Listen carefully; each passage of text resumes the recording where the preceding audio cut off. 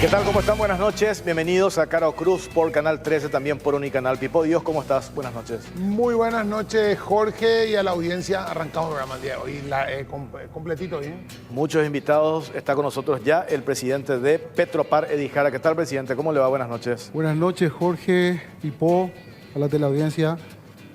Siempre un gusto. La figura de la semana. Sin ninguna duda, porque no estaba previsto, el anuncio no estaba previsto. Porque siempre se manejaba, se especulaba, pero cuando se dio esto que anunciaste el miércoles de la semana pasada, nos sorprendió.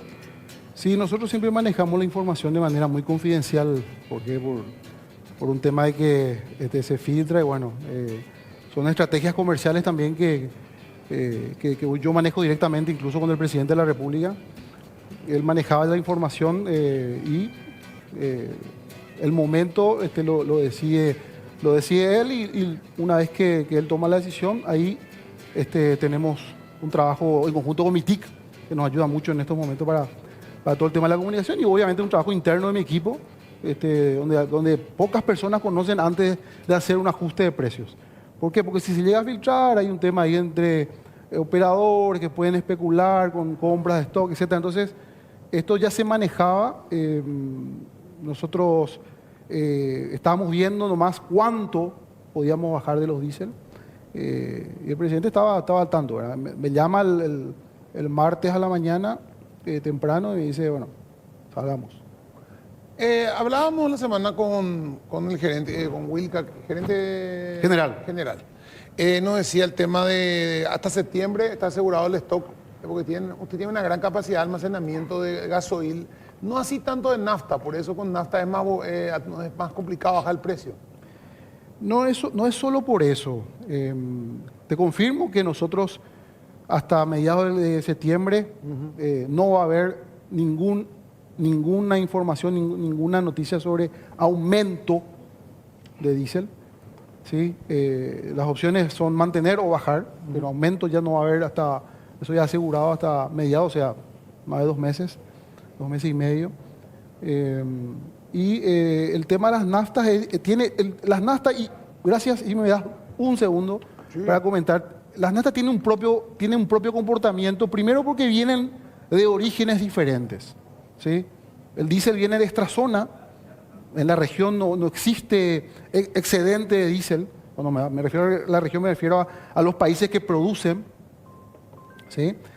Y en las naftas, sin embargo, sí. Los ingredientes o bases de las naftas se hacen principalmente, o sea, se consiguen en Argentina, de productores de derivados del petróleo en Argentina. Por ahí alguna otra zona también que pueda pasar, pero principalmente Argentina. Y un tema no menor, el componente importante de las naftas, en un 25 a 27%, es el alcohol, que es interno. Entonces, tiene su propio comportamiento, tiene su propia aditivación. Entonces, dependiendo de factores que influyen en cómo se produce y cómo llega cada producto, pueden llegar a tener comportamientos diferentes. Porque generalmente el que quiere opinar, opina de manera sin conocimiento. Solo ver a algunos economistas, así que baja el precio del crudo. Yo no me voy a cansar de explicar, y me parece una buena oportunidad, Pipo, de tu pregunta. Digamos, todo el comportamiento del crudo obviamente tiene efectos sobre los derivados, que son los que consumimos nosotros, los diésel, las naftas. Pero no todos los ajustes que se pueden hacer en estos derivados provienen del crudo, ¿verdad? Por ejemplo, siempre doy este ejemplo, ¿verdad? Hubo una época, no sé, 5 años atrás, que el lugar donde tenía que venir, en el Golfo de México, el diésel, había un huracán. Y por culpa del huracán, todos los buques no podían salir. Y eso se empezaban a encarecer por efecto de la demora el producto. Entonces, no tenía nada que ver el crudo. Era un efecto logístico que te impactaba en el precio final. Y ahí, por ejemplo, cuando vos hablas del etanol, ¿por qué el tema del etanol? El etanol es más, o sea, usar 100% etanol es más caro que usar 100% nafta, por ejemplo. En este momento, en función a los octanajes que se ofrecen, colocarle más etanol más alcohol anhídrido es mejor. Es mejor. Cuanto mayor porcentaje en este momento... Para el octanaje, pero para el precio... Te abarata la estructura de costos. Porque viste que se habla mucho del tema de los buses eléctricos, y el plan de alcohol, ¿te acordás? En los 80, que fracasó por una cuestión yo creo que de provisión, no había suficiente provisión de alcohol. No se pensó nunca más en usar los buses con etanol y manejarse los buses con etanol, nunca más hubo eso. No, definitivamente que siempre se está analizando todo. O sea, siempre, digamos, cada industria maneja su propia matriz, ¿verdad? Muchas veces, en algún momento, el gas licuado de petróleo fue competidor de los combustibles. Sí, ¿se acordarán que hubo una moda de tener el tanque que se incorporaba al vehículo?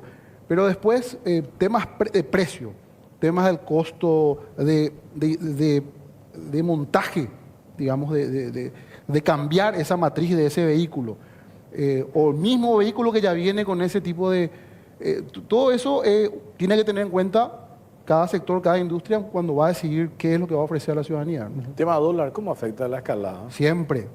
El tema dólar, y por eso un poco el gobierno está impulsando, digamos, una mayor participación de los biocombustibles que son producción local, ¿sí? En el caso del alcohol se produce a partir de la caña de azúcar y a partir del maíz también, ¿sí? Más o menos el consumo de alcohol es 30% proveniente de caña de azúcar, 70% de maíz.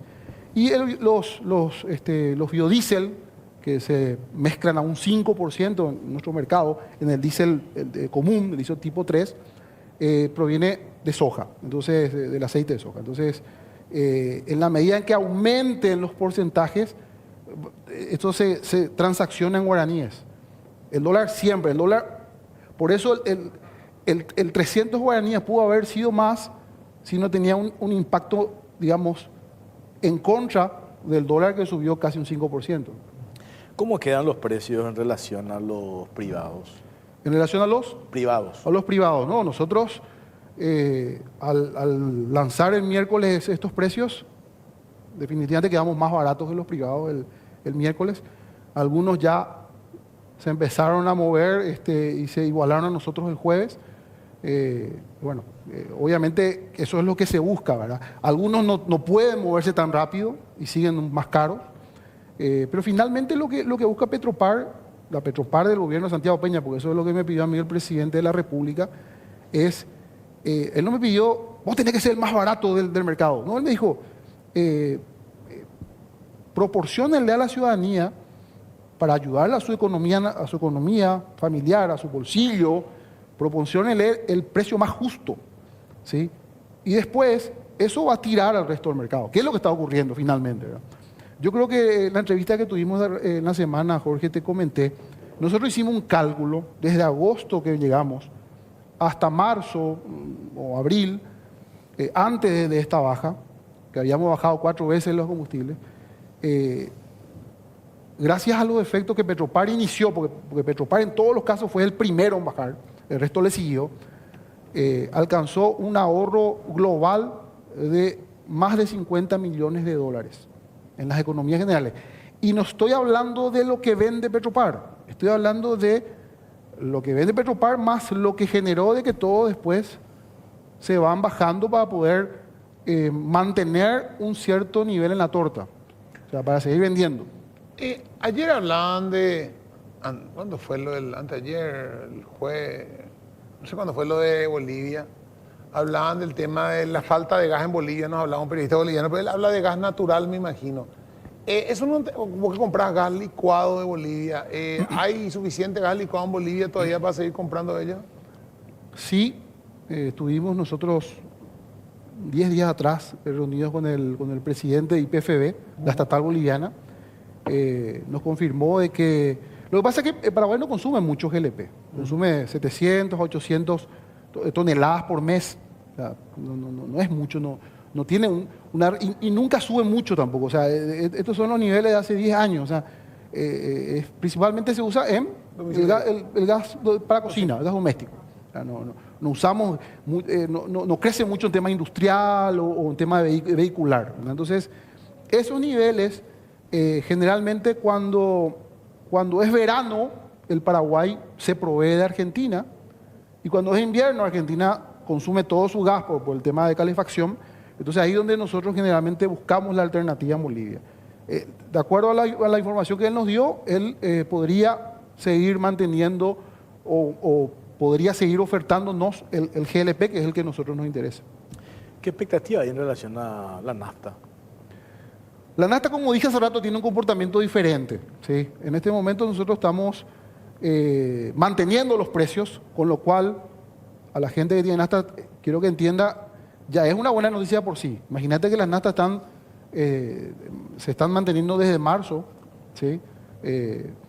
Y si tenemos posibilidad de ajustar, lo haremos, ¿verdad? Ahora, en este momento la presión del dólar más otros costos relacionados con una nafta puesta digamos, en la estación de servicio nos podría dar un comportamiento diferente al que tuvo el diésel. Pero por ahora no hay novedad, por ahora se mantienen los precios. Esta valoración que hizo el ministro de Economía y Finanzas, en el posteo que yo compartir, él publicó, interesante esta lectura, digamos, sobre esta decisión. ¿Qué dice el ministro de Economía, Carlos Fernández Valdovinos? La macro, entre paréntesis, y la buena gestión llegando a la micro. El bolsillo de los paraguayos en primer lugar, y ahí está el flyer del anuncio que hizo el miércoles a la siesta Petropar, volver a bajar los precios del diésel. Es lo que hablábamos también el otro día, presidente. La línea bajada del presidente de la República, hay un pequeño margen y ese margen trasladar al consumidor, trasladar a la gente. Sí, esa es la política comercial que nos pidió el presidente desde el momento en que me invitó a trabajar con él en Petropar. Él me había dicho, necesito que Petropar tenga el rol que tuvo 5 años atrás, una Petropar cerca de la gente, una Petropar que ayuda al bolsillo del paraguayo, de la paraguaya, pero no subsidio, no una empresa con pérdidas. Eso me aclaró. Entonces es lo que hacemos, ¿verdad? Nosotros estamos constantemente, desde el momento que hicimos el ajuste ya estamos pensando en cómo poder hacer más ajustes en beneficio de la ciudadanía. Entonces, aquí se busca tratar de comprar bien, tratar de negociar los mejores precios, tratar de reducir los gastos internos, de manera tal que tengamos un buen margen, con ese buen margen cubrir los gastos operativos que se tienen en la empresa y lo que sobra trasladar a precio, por ende, al beneficio del bolsillo de la gente. Y lo otro que me parece también importante puntualizar y dejar en claro, Sí. este margen que se traslada al bolsillo de la gente, se hace, es cierto, estamos todos contentos, aplaudimos en beneficio de nuestro bolsillo. No estamos perjudicando, afectando las arcas o los intereses de la petrolera estatal de Petropar. Definitivamente no. Por lo que acabo de decir, el presidente no permite un precio populista, un precio artificial. Por eso, por ejemplo, en marzo tuvimos que hacer una suba de 490 guaraníes, se acordará la gente. No fue una buena noticia, pero hay una responsabilidad tanto de la administración de Petropar como del gobierno del Paraguay y de Santiago Peña de si hay que subir los precios porque los costos no dan, pues lo tenemos que hacer, ¿sí? Pero así también. Una competencia legítima también. Correcto. Ese es un tema que lo estamos trabajando de forma paralela, porque es cierto. Ahora, un tema importante que no podemos soslayar es que estos precios tampoco pueden durar muy poco tiempo, ¿sí? Eso también es una pregunta que me hacen mucho. ¿Cuánto dura? O sea, cuando nosotros vamos a establecer una baja, por ahí podemos hacer la semana que viene otros 50 guaraníes. Por decirte un ejemplo solamente gráfico, no es así, pero supongan bien. Pero ¿qué pasa si después de 2 semanas tengo que volver a subir? Nosotros, obviamente, lo que hacemos es establecer valores que les sirvan a la gente y que puedan mantenerse, que puedan sostenerse y que no le generen pérdidas a la empresa, que es lo que vos me estás preguntando. Previsibilidad. Porque finalmente, nosotros tenemos una responsabilidad, ¿verdad? Primero, no ser un factor de desorden en el mercado, un factor de competencia desleal, ¿sí? Y otro es, tenemos una responsabilidad con proveedores, con funcionarios, con el mismo gobierno. Ustedes saben, una empresa estatal como Petropar envía aportes al Tesoro, que es su accionista, el famoso aporte intergubernamental, que digamos, es el dinero que le remite en concepto de dividendos, si se quiere. Entonces, ese es un tema importante. Y el otro, no menor, es que necesitamos recaudar algo. Nosotros no podemos quedarnos en cero. ¿Por qué? Porque hay una deuda famosa que todo el mundo sabe, con la petrolera venezolana, que en algún momento tenemos que pagar. Claro, y aparte está la deuda que le dejó la administración anterior, que tiene que pagar. Además, sí. O sea, es todo un paquete de eso. Y justamente eso, o sea, Venezuela es hoy puede ser un proveedor, o lo que provee Venezuela no sirve en este momento. La información que yo manejo es que, o sea, Venezuela no está produciendo derivados del petróleo, digamos, en niveles como para que puedan ofrecer a la región, sí, más bien crudo, ¿sí? Obviamente estamos hablando de años y hasta décadas de falta de inversión en esa industria petrolera que tanto le caracteriza a ese país. Pero yo te cuento algo, en la época en que PDVSA le proveía a Petropar, el producto nunca vino de Venezuela propiamente. Venía de esta zona, donde Venezuela lo que hacía es negociar con otros proveedores. Entréguenle a Paraguay, yo acá te entrego crudo. O sea, lo que le llamamos swap en el negocio de combustible. Ahora, eso justamente porque hay mucha gente que mira de repente, ¿por qué vienen los camiones bolivianos a llevar diésel de acá? Claro. No llevan diésel de acá, los camiones llevan su propio diésel que ellos mandan refinar en otro lado. No. También se le vende diésel que Petropar por lo menos le ha vendido a YPFB Bolivia, el diésel que Petropar compró, pero que no internó todavía, o sea, que no pagó impuestos aún. Entonces, ese diésel se puede vender o reexportar, ¿sí? Bolivia no produce el diésel que necesita para todo su consumo nacional y está comprando, lo habíamos hablado con el presidente de YPFB hace 10 días. Ellos compran de Argentina, compran de Paraguay, pero también están comprando, o sea, están consiguiendo que un proveedor les lleve al norte, donde ellos tienen puertos sobre el río Paraguay. Estas decisiones, el quinto anuncio de reducción del precio del combustible, ¿cómo administran ustedes?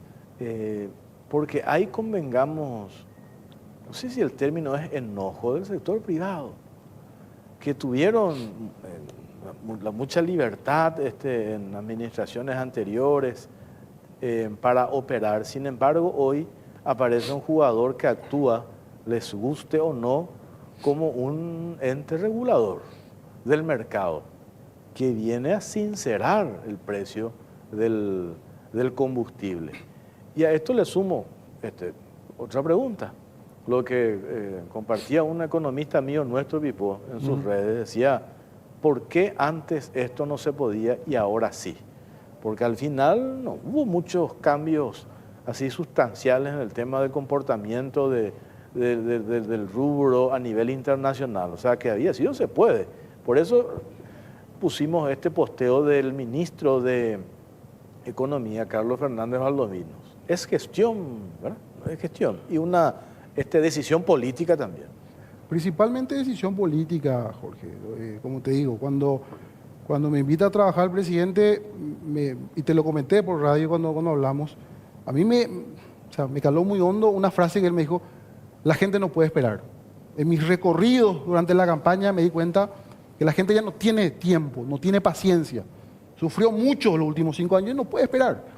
Y uno de los aspectos, por eso fui y tuve una promesa de campaña, me decía él, es el tema del combustible, que lastimosamente la gente vio que una empresa estratégica como Petropar, que tuvo una intervención favorable hacia la ciudadanía en el 2013 al 2018, dejó de tenerla en los últimos 5 años. Entonces, él quiso claramente volver a eso, por eso también me dice, bueno, vos conocés tuvieron logros en esa época, quiero que se logre lo mismo. Nosotros necesitamos que Petropar tenga un rol, ¿sí? No es ser número uno en ventas. Eso si lo logras, lo vas a lograr como consecuencia de la acción de ese rol. ¿Y cuál es el rol? Es vender a los mejores precios posibles en función de la calidad de lo que se entrega, ¿sí? Y ahí es donde sale la política comercial que comentamos. Generar márgenes positivos es nuestro objetivo principal para poder cubrir gastos y lo que sobre trasladar al bolsillo de todos los paraguayos. Por último, presidente, para cerrar, cuando se dio este anuncio, veo nomás el tenor de la crítica natural que siempre va a haber que, por una cuestión de pegarle al gobierno como de lugar, se interpreta como la decisión es populista. Pero además de eso, ¿por qué no se traduce de manera inmediata en tema de la canasta familiar? ¿Por qué no se traduce de manera inmediata en reducción del precio del pasaje? Yo digo, esa es otra cuestión que va no por la institución a tu cargo, pero el impacto de esta reducción del miércoles es de alguna u otra manera un impacto significativo que hace en la sumatoria en favor del bolsillo de la gente, que me parece que eso sí hay que mirar. Sin duda, como bien decís, esta quinta baja en 10 meses. Quinta baja en 10 meses es como bajar cada 2 meses, ¿verdad? Esta quinta baja ya ha tenido sus efectos en la inflación. Digamos, el que mira cómo, porque hoy vos ves la canasta básica y ves componente por componente y ves que en algunos momentos algunos productos de esa canasta tuvieron un efecto hacia la alza, pero justamente el combustible al revés. Entonces, de alguna manera, eso es lo que decimos nosotros, cuando hacemos esto, no solamente es gestión para la empresa, esto es la micro para nosotros, pero también de alguna manera estamos apoyando la macro porque desestimulamos el contrabando, eso generó muchísimo más ingresos, obviamente, para las arcas, digamos, de Hacienda, de aduana, con lo selectivo del consumo, ¿sí? Hoy prácticamente está muerto el contrabando de Argentina. Hoy estamos, con Argentina estamos en promedio, solo el diésel 19% más barato hoy con esta baja. Y con Brasil 11% más barato. Imagínate. Y por último también, de alguna manera contribuimos desde nuestro sector, de nuestro rincón, con el control de la inflación. Porque este es un aspecto importantísimo esto es transversal. Y ya en su momento nos hemos sentado, le hemos ayudado, a pedido del presidente, a varios gremios de transporte, cuando se hizo el anuncio de la baja del precio interurbano interior, nosotros estamos sentados ahí, le ofrecimos nuestro producto a ellos y ellos al empezar a cargar en nuestras estaciones pudieron y lograron bajar el precio. Edi Jara, presidente de Petropar, gracias por su tiempo, muy amable. Gracias a ustedes, un abrazo. Nosotros tenemos que hacer una pausa. A la vuelta va a estar con nosotros el presidente del Instituto de Previsión Social, el doctor Jorge Brites.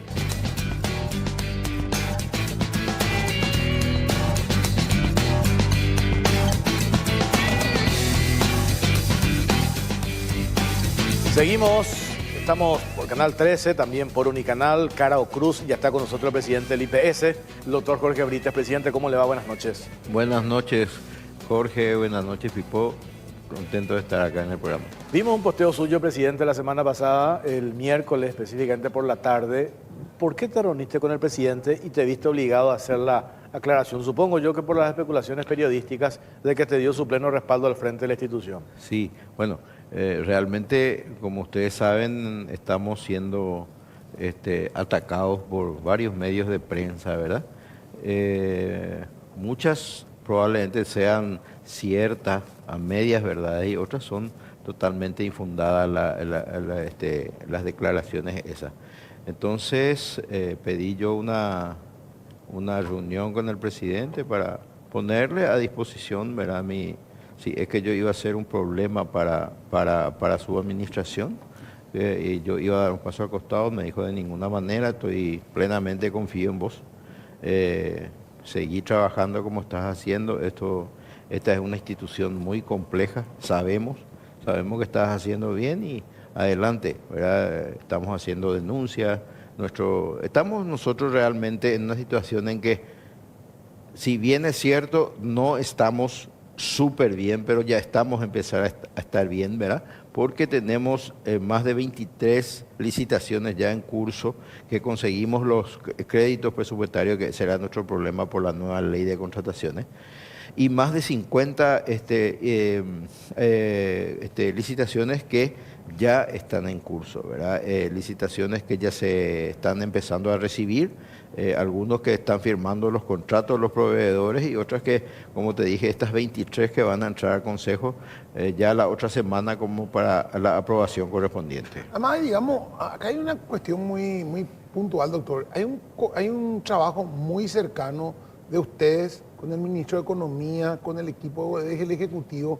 O sea, si alguien sabe lo que pasa en IPS es el presidente de la República, porque permanentemente están trabajando con ustedes ahí. Yo permanentemente veo que se reúnen con Economía, con Fernández Baldovino, con todo el equipo, ¿verdad? O sea, no es que ustedes están trabajando en una isla ahí, el presidente no sabe lo que pasa, entonces lee un diario y entonces se enoja. No, sino que él está sabe igual lo mismo que sabes vos.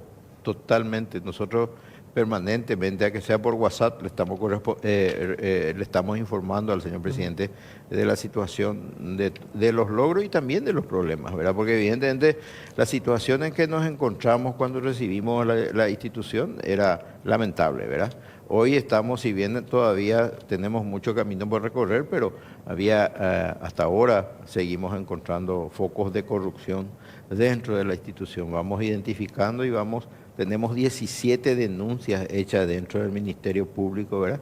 Creo que una de las pocas instituciones que tantas denuncias hizo al respecto, y bueno, es el trabajo que estamos y podemos hacer, ¿verdad?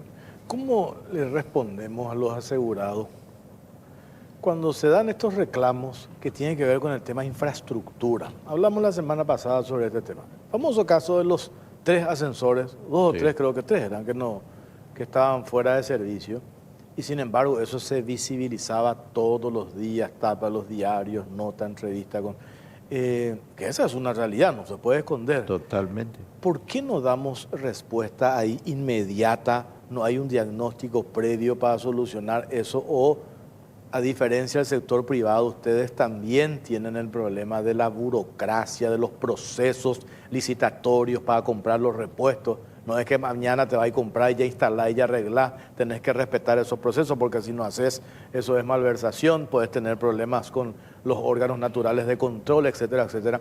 Pero ¿qué se le dice al asegurado ante esa situación, presidente? Bueno, nosotros tenemos 23 ascensores dentro del Hospital Central, ¿verdad? Sí, realmente reconocemos que 3 tuvieron problemas. Los organismos que tenían que hacer mantenimiento no disponían del repuesto para ese día, pero se solucionó en 3 días.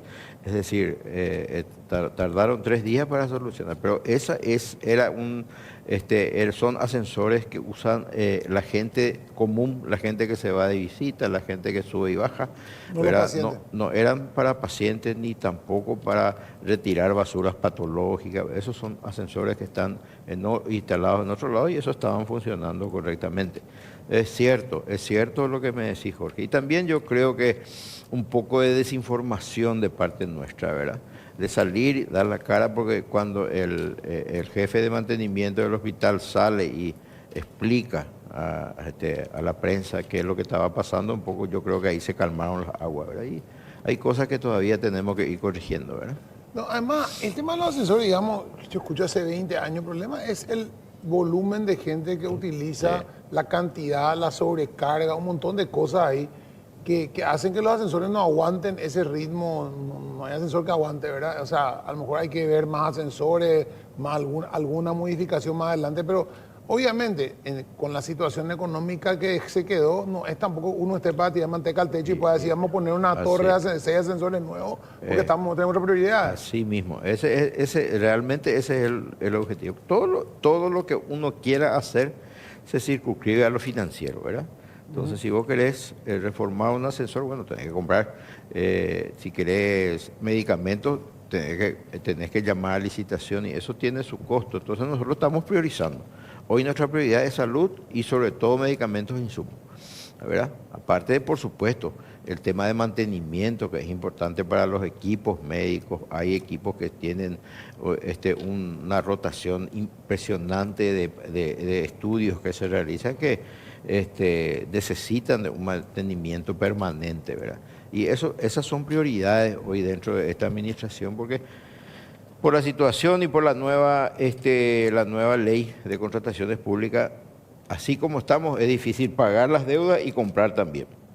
Entonces estamos buscando alternativas financieras para poder ir cumpliendo con nuestras obligaciones. En ese sentido encontramos ahora, tenemos 23 licitaciones que estaban paradas por falta de presupuesto. No podíamos lanzar porque nos exigen tener el presupuesto total de una licitación para poder aprobar, ¿verdad? Y bueno, eso estábamos, y ahora conseguimos, como te dije, 23 licitaciones que vamos a meter la semana que viene ya, porque hoy tuvimos sesión de consejo, ya no llegamos a esa, pero sí ya está en curso, ¿verdad? El tema del Chaco, este convenio que tiene que necesariamente hacer el Instituto de Previsión Social con el sector privado, los sanatorios de las cooperativas, hay casi 40.000 asegurados, nos decía el otro día el gerente de salud.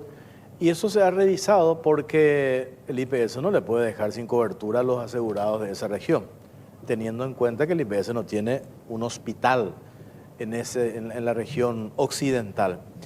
Se analizó la posibilidad, porque vimos los números, no en esta administración anterior, de cuánto el IPS ha gastado, cuánto tenía de contrato, y es mucho más de lo que podría eventualmente significar la construcción de un hospital. ¿Se analizó eso, presidente? Se analizó. Esta tercerización ya viene de 20 años atrás, ¿verdad? Ya nosotros, cuando el Chaco empezó a desarrollarse y a crecer, porque realmente no teníamos esa cantidad de asegurados, venían hasta Benjamín Acebal anteriormente nuestros asegurados a ser tratados, ¿verdad? Hoy, gracias a estos 3 hospitales que tenemos y otros cuantos más, podemos prestar ya una asistencia. Realmente sí, es cierto, se analiza, pero construir un hospital a lo mejor no es tan difícil. El problema es el mantenimiento, los recursos humanos de un hospital. Ahí está, muchas veces nos encontramos. Nosotros tenemos, por ejemplo, en Encarnación tenemos una infraestructura como para tener 12 o 15 camas de terapia intensiva, pero no conseguimos los recursos humanos o los intensivistas que quieran ir a trabajar ahí, más de lo que tenemos ahora, que son 6 camas, ¿verdad? Y tenemos otras 6 camas que no podemos habilitarlas por falta de recursos humanos. Y eso, en fin, hay cosas como esas que hacen de que uno analice y piense si nos conviene construir un hospital o seguir trabajando de la forma. Nosotros actualmente con estos contratos que tenemos con la gente de los hospitales menonitas, hicimos una reforma importante en cuanto al costo, ¿verdad? Sacamos las enfermedades complejas del tratamiento, donde sí, eso nos llevaba mucha demanda de dinero. Y y entonces ahí teníamos el problema, tal es que por eso intervino el senador Penner y el diputado, ¿verdad? Empezaron a mediar para que eso sea hoy una realidad de vuelta, ¿verdad? Tuve que irme yo a hablar con ellos, a acompañarles, a ver un poco también la situación de los hospitales. Realmente están muy bien los hospitales, y yo creo que nuestros asegurados tienen una medicina de calidad en el Chaco. Y bueno, yo creo que la posibilidad del análisis de un hospital, a lo mejor probablemente lo que convendría hacer es un hospital en conjunto entre el Ministerio de Salud e IPS, y buscar la cooperación mutua. Alternativas como esa, pero hoy hablar de una obra nueva, el IPS no está en condiciones, ¿verdad? No está en condiciones financieras. Tenemos 2 obras muy grandes que empezamos de nuevo a reactivar: el hospital de hemato-oncología y el hospital geriátrico, donde va a ser una atención integral al adulto mayor. Esas 2 obras están de vuelta. Y queremos terminarla más o menos en 24 meses, ¿verdad? Y eso sí va a ser un aporte muy importante, porque este hospital de hemato-oncología va a ser un hospital de primer mundo, Hay que recordar que el IPS hoy tiene un servicio de recolección de sangre que es uno de los mejores de Sudamérica. Eso la gente no sabe y no conoce, pero es otro país entrando dentro del servicio de transfusión de sangre y de recolección de sangre, ¿verdad? Entonces, añadido a eso, un hospital de primer mundo como va a ser el hospital de hematología, la gente no va a tener necesidad de irse al Sirio libanés ni para hacerse un trasplante de médula, para hacerse cualquier estudio complejo del área de hematología.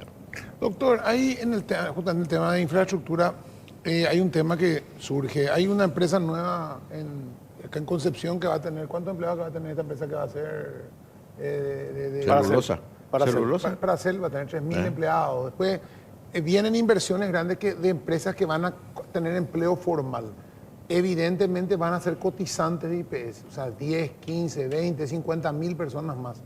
La capacidad del IPS para absorber esos pacientes está hoy al tope, está hoy bajo de lo que tiene capacidad todavía para absorber más, o está por debajo. Por eso también es un tema que hay que tomar. O sea, vos vas a seguir aceptando asegurados y de repente decir, yo puedo aceptar 50.000 asegurados más en 5 años, o 10, o 100.000, o 200.000. El presidente habla de 500.000 puestos de trabajo formales, que son 500.000 cotizantes. Sí. No, por supuesto, no. El IPS tiene que ir a la medida del crecimiento de los asegurados, ¿verdad? Tenemos que ponernos los pantalones largos y trabajar en ese sentido, ir creciendo. Estamos trabajando coordinadamente con el Ministerio de Salud, con los convenios. Yo creo que esa es una solución bastante importante, sobre todo en el interior, ¿verdad? En el interior, porque ahí siempre hay un hospital de IPS y uno del ministerio y los dos están vacíos. Entonces, hagamos un convenio y hagamos una cooperación mutua y fortalezcamos uno de los hospitales, ¿verdad? Uno de ellos va a ser seguramente una gran clínica para atención ambulatoria y, bueno, la parte de internaciones va a tener el otro edificio y los profesionales van a trabajar en los dos lugares, entonces también va a ser un atractivo para poder irse hasta esos lugares, ¿verdad? Teniendo en cuenta que mañana, lunes, el presidente de la República a la noche va a hacer su presentación de su informe ante el Congreso. Si en estos 10 meses de gestión, desde el 15 de agosto del año pasado, cuando asumiste, o no sé qué, días más, días menos, asumiste al frente del IPS, ¿qué tenés así que decís? Esto vale la pena destacar, que logró la administración Jorge Brites en IPS, por lo menos 3 puntos. Sí, te hablé del centro de transfusión sanguínea. Eso es algo que realmente es digno de ir a mirar y a ver. Tenemos equipos de primer mundo dentro de ese servicio. Después hicimos una inversión de casi $2 millones en un equipo de litotriptor extracorpóreo, se llama, una máquina que hace las fracturas de los cálculos renales sin cortes. Nosotros fuimos lo que de inmediatamente después de asumido habilitamos los turnos nocturnos, que eso realmente fue ahora estamos implementando ya en el interior, porque fue realmente una descompresión de toda esa cantidad de gente que por el problema del call center no conseguían turnos, entonces iban ahí. Hasta ahora nos está salvando mucho esa situación. Es decir, y bueno, y después, como te digo...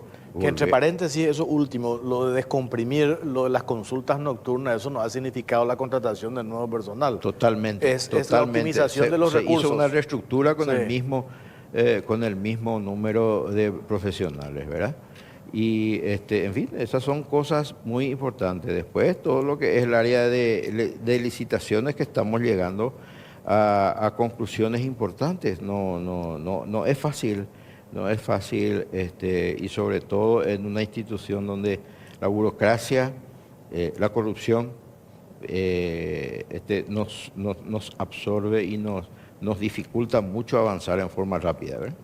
Nosotros hemos visto casos puntuales, si bien ha cambiado desde la presidencia del IPS, los integrantes del Consejo de Administración de la Previsional, mandos medios continúan, que vienen de administraciones anteriores ya contaminados. Yo conozco casos puntuales de que usted ha bajado en línea en el tema de imprimirle celeridad para recibir los medicamentos que necesitan ahí en el stock, en la farmacia, pero aparecían funcionarios mandos medios que dilataban. Sí. ¿Por qué? O cobra 6 y qué pelomita. Entonces ustedes se preguntaban, ¿por qué pasó acá? Después se enteraron de que habían funcionarios que estaban atajando. Entonces es tan grande el IPS, puede haber una bajada de línea por parte de ustedes, pero allí mandos medios también hay una necesidad de transmitir de que se quiere ir mejorando y no repetir los esquemas de administraciones anteriores que han contaminado del germen de la corrupción. Y sigue habiendo todavía. Sí. Siguen habiendo. Ahora, por ejemplo, detectamos irregularidades todavía, decimos nosotros, ¿verdad? Pero en 2 auditorías internas que se hicieron en el interior, en Concepción, una, y en Pedro Juan Caballero, otra, que se pagaron por horas que no se hicieron. Entonces, todas esos van a ir, una vez que concluya la auditoría interna, van a ir a ser denunciados dentro del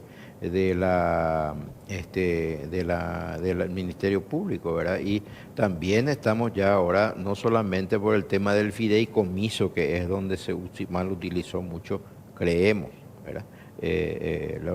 La plata de que estaba ahí dentro del banco. Entonces, ahora también dimos las instrucciones de que las auditorías se hagan sobre los pagos de los fondos genuinos del IPS. Entonces, probablemente ahí vamos a encontrar más cuestiones que ir denunciando. Y cuidado, eso significa tapa de un diario que está involucrado con un banco en cuestión. Prepárate porque ese es el modus operandi, ¿verdad? No, yo creo que está curado bastante que no te sorprenda que bueno, así funciona, ¿verdad? Pero hay que animarse. Yo creo que la forma en que vamos a limpiar es haciendo las denuncias correspondientes y dando a conocer a la gente qué es lo que está pasando. Porque si nosotros también vamos a encargarnos de encubrir todo lo que encontramos, por lo menos eso vamos a hacer, ¿verdad? Ya que todavía no estamos disponiendo de todos los fondos que tenemos que tener para hacer cosas mucho más importantes. Y a propósito del tema de disponer de todos los fondos, hay una cuestión que yo sé que ya no está en el campo de ustedes. Han arrimado, creo que está en la instancia del Ministerio de Economía, lo de los famosos 2,5%, 2,5, casi 100 millones de dólares que el IPS transfiere a 2 instituciones que son fondos genuinos del IPS. Imagínate si ustedes tienen esa disponibilidad, qué oxígeno van a tener. Eso hay que darle celeridad también. Y se tiene que definir, es cierto, en la instancia legislativa. Sí, el Consejo ya autorizó, el Consejo ya aprobó, envió al Ministerio de Economía. El Ministerio de Economía está trabajando sobre una fórmula de pasar de los 3 últimos años a los 10 últimos años para la jubilación. Una fórmula que ya va a estar en la ley para evitar justamente que el Consejo sea el encargado de calcular cómo se va a... Eso ya va a ser una ley, va a estar en la fórmula. Entonces, estuve hablando con el ministro, el doctor Fernández Baldovino, perdón, me dijo que ya estaba saliendo y eso iba al Senado para que se pueda tratar esa ley. Ya está en la instancia, pero Hacienda tiene que, o sea, el Ministerio de Economía, digamos, es el que hoy tiene que remitir al Parlamento. A través del Ministerio de Economía se va a hacer la presentación al Senado. Y doctor, ahí justamente en ese tema del fideicomiso que no se iba a operar para pagar y no se pagó, que generó una doble deuda ahí. ¿El Ministerio de Economía ya encontró alguna solución alguna solución financiera para que ustedes puedan salir de ese atolladero que les dejaron? Sí. Nosotros estamos proyectando probablemente la otra semana, hoy justamente en Consejo se aprobó la cesión de derechos. Son 200 millones de dólares que vamos a poner a consideración de nuestros proveedores, ¿verdad? Y va a ser un sistema de cesión de derechos donde nosotros vamos a ir pagando el capital por 36 meses, ¿verdad? Y ellos van a poder retirar toda la deuda de los bancos con el financiamiento correspondiente, ¿verdad? Eso yo creo que va a dar un oxígeno importante. Casi la mitad de la deuda de proveedores vamos a solucionar con eso y que es lo que ellos están diciendo de que ya les falta oxígeno. Hay entidades o hay proveedores que tenemos una deuda importante, 80, 100 millones de dólares, solamente una empresa que es la que trae los medicamentos oncológicos. Y en fin, como esa hay 10 o 11 dentro de la institución que tenemos deudas muy importantes. Por último, presidente, dijiste 17 denuncias que han presentado, que entre paréntesis sí duermen en la fiscalía. Esperemos que algunas de ellas por lo menos le impriman celeridad y salga lo más rápido posible, porque la impunidad es uno de los principales problemas que tenemos en nuestro país. Presumís que, y no que presumís, es una realidad. 17 denuncias significa que le pisaste el callo a alguien. Y eso no se quedan con los brazos cruzados. Y de ahí también son los que hacen hasta lo imposible para pasarte factura. ¿Por qué? Porque se les movió la estructura que históricamente ellos manejaban dentro del IPS, ¿verdad? Entonces por ahí también puede darse... A alguien seguramente le estamos molestando, ¿verdad? Porque haciendo este tipo, y no se para, ¿no? Es que hicimos 2 o 3 denuncias y paramos, ¿no? Y aparte que la orden del presidente es, hagan las denuncias correspondientes. Si detectan irregularidades, hagan las denuncias. Y como te digo, son 17 denuncias que no es poco, y yo creo que vamos a ir para más todavía, porque en la medida que vamos revisando y viendo, vamos encontrando irregularidades, ¿verdad? Doctor Jorge Brite, gracias por su tiempo, muy amable. Gracias a usted, un placer. Nosotros hacemos una pausa, Pipo. A la vuelta va a estar con nosotros Carlos Jiménez, ministro de Agricultura y Ganadería, también Oscar Guzmán, productor fruti hortícola. Pausa, venimos enseguida.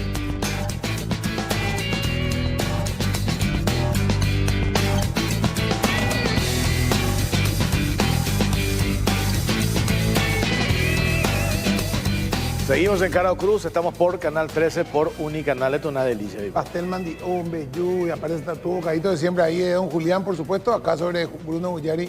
Muchísimas gracias a un amigo Oscar ahí, don Julián, que está siempre presente acá. Hay todavía refilón de las comidas típicas, pues ya pasó San Juan, pero tenemos acá pastel Mandi. A Cote le dura un mes a San Juan. ¿A quién? A Cote nuestro director, un mes dura San Juan. Solamente de comida típica. Muy paraguayo él. Sí, está bien. Bueno, ya está con nosotros el ministro de Agricultura y Ganadería, Carlos Jiménez. ¿Qué tal, ministro? ¿Cómo le va? Buenas noches. Muy buenas noches para usted, Jorge, para Pipo, para Guzmán, que está acá acompañándome, y todo usted la audiencia. Sí, está también con nosotros Oscar Guzmán, productor fruti hortícola. ¿Qué tal, Oscar? ¿Cómo te va? Buenas noches. Buenas noches, Jorge, Pipo, al ministro de Agricultura, Carlos Jiménez, y para la audiencia. Pipo, ¿por qué le dijiste que él es rico hoy? No, es productor de mina de oro, tiene tomate y locote, bro. De lo más caro. Sí. Diamante es lo único que queda arriba de eso. No, en serio, realmente interesante tenerle a Oscar acá para hablar un poco con los que están ahí en la chacra, ¿verdad? Con el tomate, con el locote que después llega acá. Ellos reciben un precio normal o muy bajo de repente y usted encuentra en las góndolas del supermercado con precios que sí. Hijo, que mucha plata ganan estos tipos. Y en el medio se quedó alguien con el chorizo, ¿verdad? Entonces es importante tenerle acá a ellos también, ¿verdad? Sí. Es difícil cortar el tema. Hablamos el otro día, ministro, de la intermediación. Hasta ahora, el tema del tomate, que es el tema recurrente. En finca nos decían los productores, cuesta 5.000 guaraníes, 8.000 el kilo. Y acá en el supermercado seguimos encontrando a 16, 20.000 o más para arriba. Hicieron ustedes un estudio, un análisis. ¿Por qué esa diferencia? Y no encontraron. No encontraron razón alguna que justifique que compres en finca 5.000, 8.000 el kilo y se venda en la góndola del supermercado a esos precios que dijimos. ¿Cómo se puede cortar eso, ministro? Bueno, ese es un trabajo que venimos haciendo un buen tiempo a partir del control estricto que se viene haciendo en la frontera, que nos permite tener por lo menos controlado qué volumen ingresa en nuestro país y a partir de ahí hacer una producción bien controlada, planificada, estructurada en el tiempo que nos garantice a nosotros cubrir la demanda en nuestro país. Y bueno, y ahí llegamos en otra realidad que tiene la agricultura familiar, o sea, nuestros productores, que por mucho tiempo estuvieron sin invertir y no teniendo la oportunidad de llegar al banco, pedir una financiación en la construcción de un invernadero que tiene un alto costo, de los invernaderos que se necesitan para producir todo tiempo. Enero, febrero, marzo prácticamente no se tiene producción por la alta temperatura que se tiene y hoy día este precio elevado que se está teniendo es justamente también a raíz de la adversidad climática tremenda que tenemos nosotros acá en Paraguay, tuvimos, perdón, en enero, febrero, marzo, y también el país vecino, que es nuestro principal proveedor de tomate, en forma legal o ilegal. Siempre ha llegado normalmente de forma ilegal. Hoy día, a través del control que se tiene, permiso de importación, nosotros sabemos cuánto ingresa, es un constante trabajo con la CENAVE, con todas las instituciones y organismos de control, para que nosotros podamos decir, bueno, este es el monitoreo que tenemos y este es el comportamiento que tiene el precio de tomate.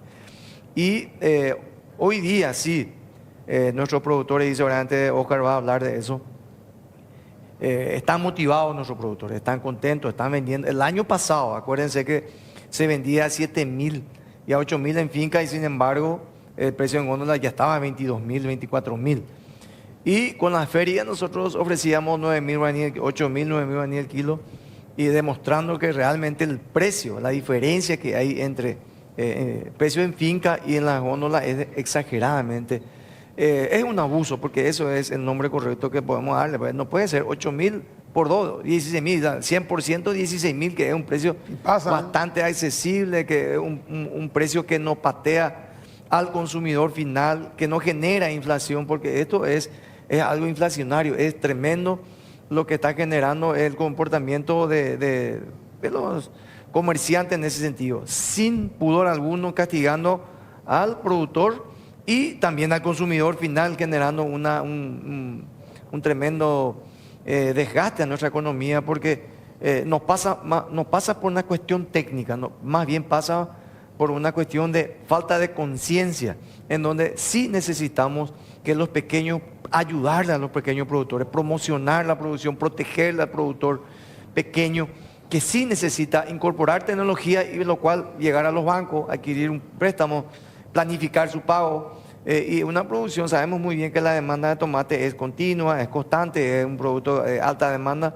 que se puede estructurar, planificar un préstamo sin ningún problema, pero el comportamiento que se tiene en nuestro país estos primeros meses fue tremendamente nocivo para ambos, para el consumidor final y también para el pequeño productor. Don Oscar, cuando vos estás produciendo, ¿hace cuántos años producís tomate y locote? En primer lugar, llegó esta disculpa, esta guaraní, Sí, como te productor entendemos. campesinado ya. Ya por más 30 años, ya pues hago la producción de tomate, locote, hortícola, todo un poco pepino, zapallito, zucchini, es todo un poco el departamento de Caguazú, pero producí.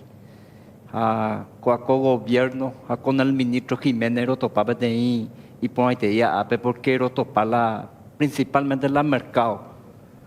A un buen precio. Por antes de verlo, me a 3.000, inclusive a 2.000 guaraníes, a veces negativo vender la hora de tomate. Me ha pedido el jefe del departamento de Caguazú, inclusive ruta de la hora de tomate. En esta vendo y cobre, porque hoy la mercado, porque hoy la control. Antes vengo ya, y después la control en el departamento de Caguazú, nunca la encarnación, y yo ya llegó a la tomate, ni la locote, ni tampoco la San Pedro, ni la Movello lado, porque hoy que de ambos lados las contrabandas, a la contrario de la productora. Y a lo mejor más caro inclusive de lo que vos podías venderle. Sí. Hoy la mercado ya, y algunos que otros y Ñaragán no producir leña de campesinado productor, no es ahí la vea. Hoy ahora contra ya a la clima y allá el ministro Gina ya por alta temperatura no producir, la producía con vuelta a febrero, en febrero producí 100%, lo producí casi 20 a 30% ya por la temperatura. Ahí ya lo topar la mercado antes de vender, y después la mercado de producir, vamos a vender contrabando y negativo y vender.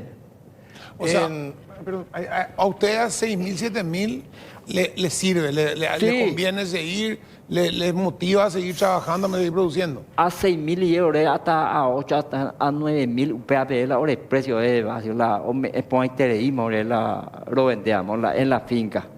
En Navato, a ver, me he hecho un mil guaraní más ya suficiente, pero a ver, con el supermercado, ya yo he topado, obrero me llamo a 8 a 9.000, yo en el supermercado me topaba 28 a 27.000, hasta 30.000 el kilo. Sí.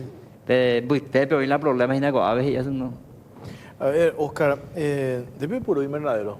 ¿Erecó invernadero? Oré en el distrito Coronel Los Viedos, lo producí campo abierto. Campo abierto. Principalmente campo abierto, pero en gran escala lo producir. Algunos que otros ya por 10.000 plantas, otros 20.000 plantas, hasta 30, hasta 50.000 plantas, oye, ya por en campo abierto. La zona de 3 de febrero acabo de producirme en bajo caseta, invernadero, Google.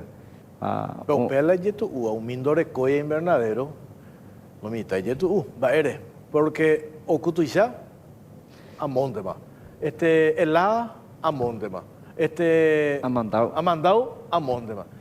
Entonces ahí se complica, ministro, ¿verdad? Entonces me decía el otro día un productor de la capital del tomate, necesitamos nosotros la asistencia del ministerio para tener invernadero, porque nosotros estamos totalmente a la deriva y dependemos exclusivamente del factor climático. Entonces, ¿qué hay en materia de asistir en serio? No como pasaba en administraciones anteriores, que la plata el Ministerio de Agricultura entregaba a los líderes de los productores hortícolas, por no más en la plata PM. Así mismo.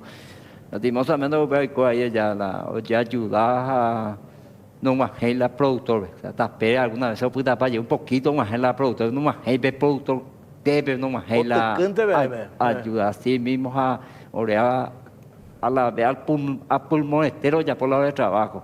A ver, llegó a estar con el ministro de ya o faltar a pequeños productores crédito, de crédito blando ya eso, con un poco de interés. Ahora en Colombia, pues a veces financiera 18 a 20% de interés, ahora japa llena de ganancias, bien financiera.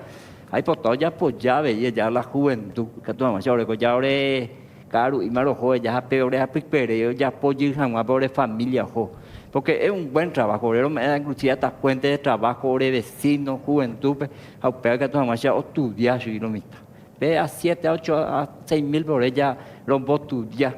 Ahora incorporamos la hora de ya que sabe tu papá por la mi hermano que a ver hija lo merecía yo como campesinado ya pesado domingo pero un lazo un bichiní pero un samia de ver como buen paraguayo. Claro, va a bandera ministro. Bueno, justamente el trabajo que venimos haciendo como Ministerio de Agricultura y Ganadería, de primera vez también podemos rescatar eso, el sistema MAC está trabajando de forma integral. El sistema MAC está compuesto, por supuesto, de SENAVE, INDER, Crédito Agrícola, Banco Nacional de momento, que son las instituciones que debería ya de atender el caso de Oscar y eso que son productores bien afianzados en el rubro, son personas que hace años que están en el tema, pero están en la banca privada porque es mucho más fácil el acceso. Y es ahí donde nosotros estamos llegando a nuestros productores, aquellas personas que tienen condiciones, que están en condiciones de acceder a los préstamos y también hablar de lo que es años de gracia, que a veces es importante. Así como dice Oscar, la mayoría, la característica de la agricultura familiar en nuestro país es hay poco vínculo con el mercado. Ese es uno. Dos, poco acceso a la banca pública y por sobre todas las cosas a tecnología. Para acceder a la tecnología necesita un préstamo a largo plazo y con años de gracia que le permita ese ejercicio que normalmente tienen nuestra gente y a veces en la país. Entonces, satisfacer sus necesidades y haciendo ese ejercicio de próximos años, le da por lo menos 1 o 2 años de gracia, le va a tener la fuerza para encarar zafras futuras, que es lo que necesita nuestra gente. Sobre eso estamos trabajando y agradecidos siempre al presidente de la República que tiene justamente esa visión de hay que acompañar a la gente que tiene condiciones, que está en condiciones, tiene que hacer el préstamo. Ministro, ahí la cuestión, él habla de que él tiene productores, tienen 50.000 plantas, 30.000 plantas. El hecho de no tener los invernaderos le afecta muchísimo. ¿Por qué no construirle directamente los invernaderos y no ver que consigan préstamos, sino que fuera una inversión? Es como una inversión al final del gobierno construir esos invernaderos o facilitar la construcción de los invernaderos ahí, no la plata, sino ya la obra en sí. Bueno, de hecho que nosotros tenemos varias modalidades de asistencia que tenemos al pequeño productor. Eso yo siempre reclamo, yo siempre hablo en ese sentido. El de copar la plata mucha plata se entregó el gobierno pasado, pero no sabemos en qué está. Cuando vienen los mismos productores me dicen, este año, misma historia, mismo proyecto, mismo plan de trabajo, por lo menos ustedes tomate tenían que ofrecer, porque esa es la cantidad de dinero que ustedes retiraron. ¿Qué es lo que tienen? ¿Qué es lo que ofrece para que la institución por lo menos se sienta comprometida? Bueno, ustedes hicieron, esta es la segunda etapa del trabajo que vienen haciendo, de la asistencia que vienen recibiendo, sin embargo siguen sin tener nada. Entonces, a personas como don Guzmán y varios productores, sí, Guzmán ahora con más capacidad de pago. Por ejemplo, cliente para banco. Él puede ser excelente cliente para banco porque sí está bien estructurado. Pero también dentro de la organización hay gente que tiene menor capacidad, que tiene sin necesidad de ser asistido por el Ministerio de Agricultura y Ganadería, y lo hacemos. Hoy día la modalidad que nosotros tenemos es miramos, entregamos las cosas y miramos. Por ejemplo, entregamos semillas y si prepararon su suelo, si hicieron el trasplante. En la semana pasada entregamos semilla de papa. Primera vez en la historia que desde su origen, desde la Argentina, se va a hacer semilla, la calidad, es un material vegetativo, un material genético que se va a entregar a los productores como y el gobierno paga por tal producto, y tiene que ser producto de calidad que le garantice que ese material genético realmente va a germinar, va a producir, porque anteriormente se traía a granel, camión de carga. Hoy día refrigerado llega al lugar donde se va a plantar, y ahí también controlamos. Ya tenemos denuncias que uno se va y vende otra vez por bolsa, 150.000 la bolsa, está la letrado en la organización Aputeve ahí. Eso Guzmán y eso sabe. Y por eso yo siempre le digo y le insisto, tiene que identificar a aquellas personas que entran en esos grupos y destruye la organización, desacredita a las organizaciones y perjudica a Guzmán. Entonces, sacarle a esa gente, porque más tanto le perjudica a la gente en vez de estar produciendo, se va y vende. Personas que seguramente a lo mejor se va y consume. Ese es material genético, ese tiene un costo diferente. Y aparte, ese es el cuidado que se le da. Nosotros, el gobierno del presidente Santiago Peña, justamente, Carlos, hay que cuidar todo lo que se necesita. Es una falta de respeto traer un material genético en camión de carga y a lo que sale.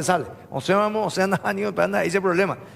Entonces, ¿qué es lo que nosotros hacemos? Cuidar todo ese proceso hasta llegar en la finca donde van a empezar a plantar. ¿Qué es lo que nosotros hacemos? PAP, cuidado. Todo ese cuidado que nosotros hicimos, si no se respeta, a nosotros también a mí me ofende.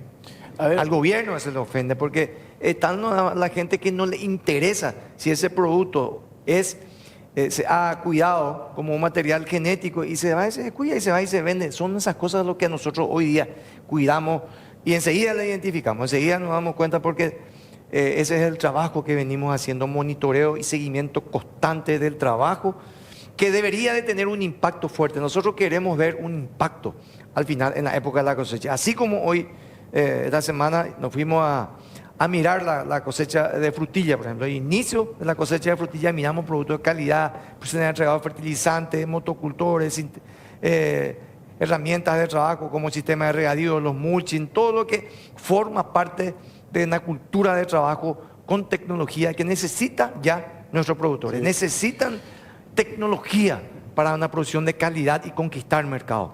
Pero sin embargo, siempre se ha entregado. Nosotros encontramos grosos números en los papeles que aparentemente todos deberían de tener toda esa tecnología, pero no es así. Por eso reclamamos y exigimos a la gente, vamos a hacer el trabajo, porque hay mercado. Es la neporia del mercado humano. Hay mercado, pero el mercado siempre estuvo saturado de contrabando, productos de contrabando, sin control fitosanitario, no sabemos qué productos estamos consumiendo. Hay que todo este trabajo tiene un sentido. El sentido, primero, de proteger a los productores, y segundo, de consumir la garantía de que nos ofrecen los productores paraguayos. Esforzado paraguayo, pero hay que cuidarlo, ¿no? Lo más sagrado que nosotros tenemos son los productores que hoy día, acá seguramente Guzmán va a testificar, vuelven los jóvenes. Eso mencionaba él, dice, yo quiero atractivo, vuelve a ser atractivo. Claro. Don Oscar, deño te tomates a locote. Sí. Va IPM, un intermediario. Va IPM de venderse chupé a 8.000 al kilo. O para hacer de 5.000. Andrés, yo no tengo ese vea. Él va a argumentar y cuál. Oreco cada día o mañana el precio del mercado. O sea, hoy viene el mercado de abate y ya la precio pero está más o menos en fiscal ahí ¿Sabes? Me economista la campaña me la ibiro y te ya una vez ya hoy cobra la economista ojo que le peja oguerula y producto con oye mañana ve boletín de mercado de abatores a perlo entonces fijar la precio. Apenas la oye ya obrero me íbamos a 8.000 o a 7.000 pero ogueru a copiador más como yo cuando ogueru a entrega a 12.000. Pero ahora llegué al supermercado, pero cuando llegué a 3.000, la supermercado van a tu chave y ahí ya el consumidor ve ya a 27 o a 28.000 el kilo más allá de ese supermercado. 20 media, yo lo he faltado lleve, oye, va a potar con supermercado, directo con supermercado, Navato directamente, pero la importante a la oico. Productor, abasto, supermercado. Sí, hoy en usted ya ve intermediario la o ganar llega a tener 3.000, ella trabajadora ahí para Paraguay, entonces pero o ganar lo mitad costado de tener 3.000 a 2.000 guaraní al entre estamos lo ganar peare hoy. Si hay botar menos que llega a pe consumidor, pero toma barato miel ahora el producto. Y ahí a la consumidora la todo apoyar la producción nacional de uno necesitamos esta vez criminal allá de producción de producción porque es sana porque lo cuida es la fumigación pues muy te para la fitosanitaria ya muy te para ahorita tú lo puedes hacer la insumo el extranjero yo en contrabando principalmente donde llega hay forma pepaula consumidor bella uca peña nemita. Cuando lo que del mercado, tú sabes, hay la verso escolar del departamento de Caguazú, pero lo distribuir la de productos ahí, ya jaumea lo cuida para allá, porque mi tamango de mongarujina. Con auta hambre cero de agosto y posiblemente del mercado, tú sabes, oye, habría la misma cosa ahí, es cuidar más de vaya para fumigar también, si te para tratar de productos, porque hay gente de saludable, no están la mitad escuela de la tomate, los cotes, pepino, zapallito, inclusive producir melón, sandía, jaumiero cuida paite. ¿Es peite la sandía? Con ahí época, en mes de octubre, y ya que estamos en la nacional. O sea, llegó al supermercado de 150.000 guaraníes de ahí. Brasilera. ¿Eh? Brasilera. No sé de qué país es, pero 150.000 guaraníes una sandía.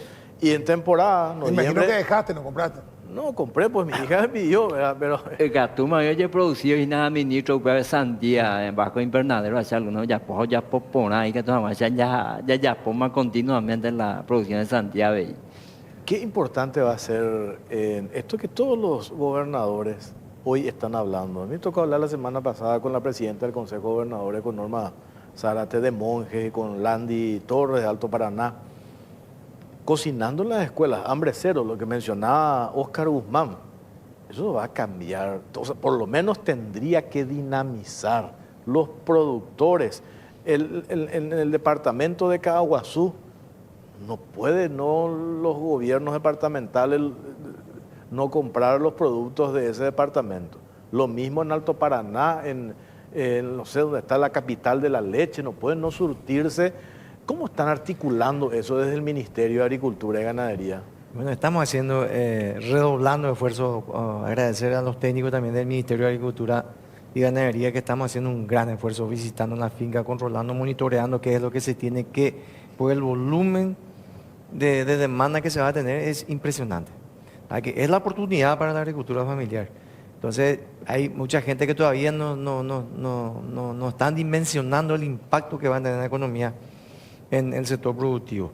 Y en gran medida, así como decía Guzmán, muchos jóvenes se han migrado en Central Capital porque ya no le veía más a la agricultura ninguna esperanza. Hoy día sí hay interés y la gente planifica. Solamente queso Paraguay vamos a tener un poco más de 26.000 kilos semanal. En el mes un poco más de 100.000 kilos y 1 millón de litros de leche. Estaba. Entonces, estamos hablando de algunos rubros, por ejemplo, que no son tan tradicionales como el berro, que no se produce tanto, cebollita de hoja. Hay un abanico de oportunidades que van a tener. Y en el departamento in situ, el que está en Caguazú, ese es un nuevo mercado que se va a abrir localmente. Aparte de lo que se tiene que ver la demanda, que va a seguir, vamos a seguir velando con el control del producto de contrabando que lastimosamente lastimó por años en la agricultura. Y también este nuevo segmento que es demasiado importante, el volumen que tiene alimentos para procesar para la alimentación escolar es inmenso y van a tener una oportunidad. Estamos trabajando con las gobernaciones, con los intendentes. Hoy día hay municipios, 3, 4 municipios en cada departamento donde van a empezar. Son 75 distritos en donde sí ya estamos orientando la producción a este mercado que sí va a estar disponible en corto plazo y tenemos que estar preparados. Yo creo que medio que no estamos al mismo ritmo, estamos preocupados en el sentido de no poder cubrir en todo el volumen que se necesita. Y ahí lo que yo siempre le hablo a la gente, que no perdamos esta oportunidad de que otra vez se tenga que importar productos porque no tenemos. Y es ahí donde necesitamos, es cierto, tecnología, mayor asistencia de parte del ministerio y aquellas personas que tienen condiciones de asumir una responsabilidad con un banco para que puedan incorporar tecnología, así como dice, ¿qué necesitamos? Invernaderos. El costo bajo invernadero es mucho más bajo, inclusive. El costo de invernadero, sin ningún problema, la comercialización de tomate a 5.000 guaraníes supera sin ningún problema. Pero a cielo abierto el costo de producción es mucho más elevado porque los cuidados culturales son mucho más elevados. Entonces, repercute finalmente en el costo de producción. Para que nosotros podamos ser competitivos, sí necesitamos esta tecnología. Necesitamos agua. Necesitamos cuestiones muy básicas, control de mejorar por la calidad del suelo, que es demasiado importante, demasiado necesario. Estuvimos en el norte, en Concepción esta semana, ahí no tenemos lluvia, necesitamos los pozos artesianos para que los productores puedan asegurar la producción. O sea que es demasiado complejo toda la gama de asistencia que debemos hacer como ministerio. Entonces estamos, pero con ganas porque sabemos, y también la gente muy esperanzada porque saben que van a vender. Y de hecho, Concepción, San Pedro, Misiones y otros departamentos estuvimos recorriendo, hay producción, hay tomate, y ahí se está comercializando y bueno, más caro inclusive. Sí. Ayer en Loreto nos decía a 10.000 y a 12.000 están vendiendo su tomate allá en Concepción, y eso es un aliciente, es motivador, la gente está contento con el gobierno y por sobre todas las cosas con esperanza de seguir produciendo. Gracias, ministro, por tu tiempo, muy amable. No, por favor, al contrario. Gracias por Oscar Guzmán, me quedé con una parte que dijiste recién,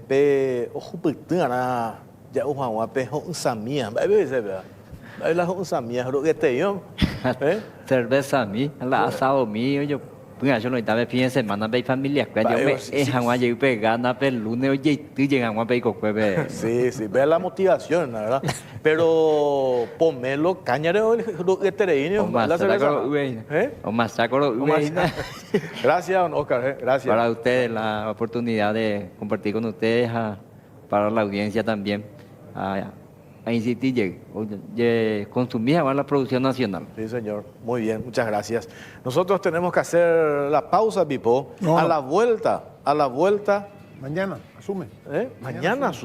Mañana asume Basilio Bachi Núñez. Va a estar con nosotros, futuro presidente de la Cámara de Senadores, presidente del Congreso, asume mañana. Y también va a estar con nosotros el periodista Aníbal Saucedo Rodas. Anunció el senador Bachi Núñez, él va a ser. Pues ya tiene antecedentes, Aníbal Saucedo tiene antecedentes que ya estuvo hablando y después parece no se firmó su decreto, su nombramiento y quedó ahí. Porque este ya es un hecho. No, si director de Cabildo. Si Bachi le digo. Bueno, vamos a hablar a la vuelta de la pausa, ya venimos.